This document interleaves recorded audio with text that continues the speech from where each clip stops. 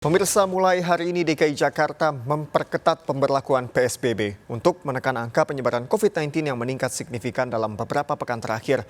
Sejumlah sektor yang sempat dilonggarkan saat PSBB transisi saat ini kembali dibatasi secara ketat, bahkan beberapa di antaranya ditutup.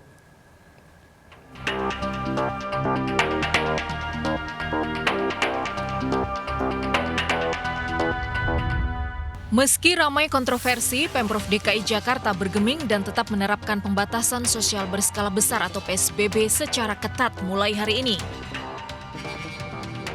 PSBB ketat diberlakukan demi menekan laju angka COVID-19 yang meningkat dalam beberapa pekan terakhir. Bahkan kasus positif aktif dalam 10 hari terakhir meningkat 48%, sementara kapasitas ruang isolasi dan ICU rumah sakit sudah hampir penuh.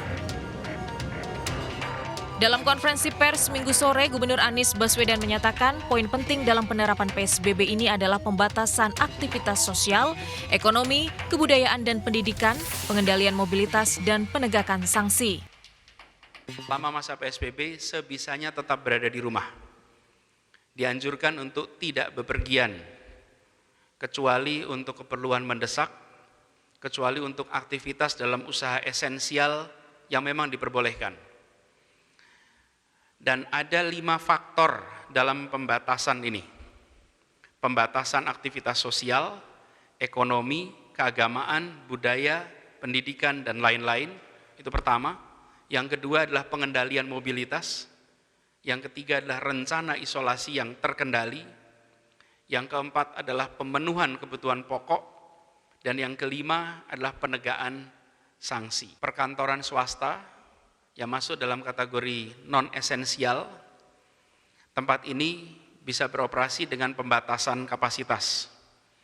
Pimpinan kantor dan tempat kerja wajib mengatur mekanisme bekerja dari rumah bagi para pegawai. Apabila sebagian pegawai harus bekerja di kantor, maka pimpinan tempat kerja wajib membatasi paling banyak 25% pegawai berada dalam tempat kerja dan dalam waktu bersamaan. Secara lebih rinci, Anies Baswedan menyatakan sejumlah sektor yang sempat dilonggarkan saat PSBB transisi mulai hari ini kembali dibatasi secara ketat, bahkan beberapa di antaranya ditutup. Kantor pemerintahan yang sebelumnya buka dengan kapasitas maksimal 50%, kini diperketat hingga kapasitas maksimal 25%. Sementara tempat rekreasi, taman, dan fasilitas umum yang sebelumnya boleh buka dengan kapasitas 50%, kini wajib ditutup. Pemprov DKI Jakarta juga kembali meniadakan aturan ganjil genap kendaraan mulai hari ini. Sementara pasar dan pusat belanja masih boleh dibuka dengan kapasitas maksimal 50%. Restoran masih boleh dibuka namun tidak boleh menerima pengunjung makan di tempat. Rumah ibadah boleh dibuka dengan kapasitas 50% namun hanya untuk warga setempat.